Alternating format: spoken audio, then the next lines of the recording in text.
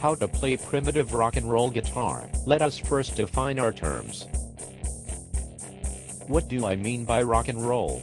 What do I mean by primitive, and who could possibly care? Well, rock and roll was a term disseminated by the disc jockey Alan Freed as a substitute for rhythm and blues. I don't care at this time to go into the politics of it or the social ramifications, but Freed discovered a market and exploited it as best he could, and then along came Bill Haley and Carl Perkins and Elvis. Kids in the South had been listening to R&B all along, thanks mainly to some very powerful radio stations. Can we say, then, that rock and roll was a way of marketing rhythm and blues, combined with attempts to imitate R&B by young men, mostly in the South? Maybe so. On the other hand, how do we explain Louis Prima? How do we explain Sister Rosetta Tharpe, and wasn't the basic format of rhythm and blues established by Benny Goodman's small groups with Charlie Christian and Lionel Hampton and sometimes even Count Basie? I've always been inclined to think that R&B in the 40s and 50s developed because jazz had become either too cerebral or else too ossified and too nostalgic. It was no longer a viable dance music. R&B and subsequently rock and roll were dance music with a youth market. And we should keep in mind that R&B and rock and roll were not just one thing, but amalgamations of many elements.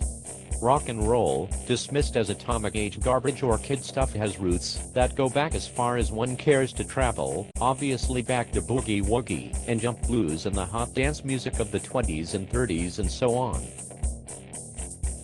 Now, how do AC/DC and Aerosmith and Led Zeppelin fit into this?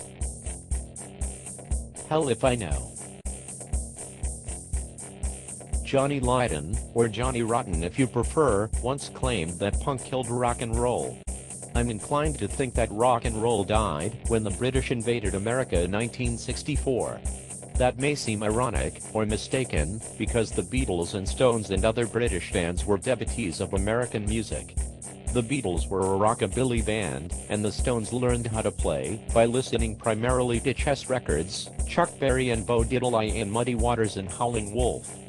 How in the hell can some spotty Brit kids be expected to understand a musical form that evolved long ago and far away, in that strange and vaguely disgusting place we lovingly call the United States of America? Is it even possible to dance to Led Zeppelin? Was Cream a dance band? Of course, one likes what one likes, and that's all there is to it. These categories are a bit naive. Really, music is just different combinations of noise. I guess whining through the postmodern residue, or some other shop-worn nonsense. To struggle ironically is still, ironically, a struggle. Rock and roll guitar playing is almost by definition, if one must reduce oneself to definitions, electric rock and roll guitar is electric guitar. Chuck Berry's ancestors are T-Bone Walker and his imitators such as Pee Wee Crayton, and jazzier players like the Moore Brothers, and, of course, Charlie Christian. But let's not forget Scotty Moore and Cliff Gallup and James Burton and our various other hillbilly first-generation rockers.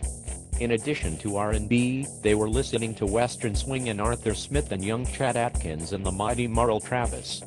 And everybody, from Chuck Berry to Scotty Moore to countless forlorn nerds in their parents' basements, was listening to Les Paul. There are countless bizarre mutations. What the hell was young John Watson doing with reverb and echo, and whatever effects he could find? What the hell was Bo Diddley playing? Is that the good old Chicago blues, or is it rock and roll, or just some odd novelty? Bo Diddley is the John Lee Hooker of rock and roll, one chord and a groove, preferably with maracas. One thing we know for certain. Rock and roll had very little to do with what are called the Chicago Blues, or with its immediate ancestor, the Mississippi Delta Blues. Muddy Waters had a couple of little national R&B hits, as did little Walter Jacobs, such as his once popular My Babe, and most of the Southern boys had heard some Elmore James, but that's about it. Elvis was covering Wynonie Harris, not Robert Johnson. Them hillbillies was doing the uptown, city-fied stuff, the hard R&B, the wild thing. Chuck Berry and B.B. King and even Bill Haley were listening to Louis Jordan and T-Bone Walker, not Son House, or Blind Willie McTell, and there is something lovely in this. B.B. King and Chuck Berry have almost exactly the same influences, but did totally different things with them. One does not ordinarily confuse their work, does one? This is what I have always suspected. Chuck Berry equals T-Bone Walker plus Elmore James's for his songs. They come from various ambitions and imitations, but the main thing is Louis E. Jordan, a sort of stripped down, teenage Louis E. Jordan, but with lots of guitar. But I'm ranting.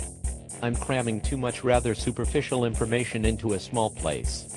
I was going to tell you how to play rock and roll guitar. Well, it's actually pretty easy, if you have a brain, which I doubt. If you had a brain, you'd put down that cheap guitar and get a decent job. This country is chock full of unemployed rock and roll guitar players living off of their girlfriends. The drunk tanks, psycho wards, and methadone clinics are full of rock and roll guitar players. Johnny Thunders is dead, very, very dead, and Keith Richards is in a pirate movie made by Disney. Disney. And he's British anyway, so what the hell does he know about sharecroppers, and housing projects, and rednecks, and backface, and segregation, and subjugation, and the Great Depression and swing? Ronnie Dawson is dead, and who's to say that rock and roll didn't die with him?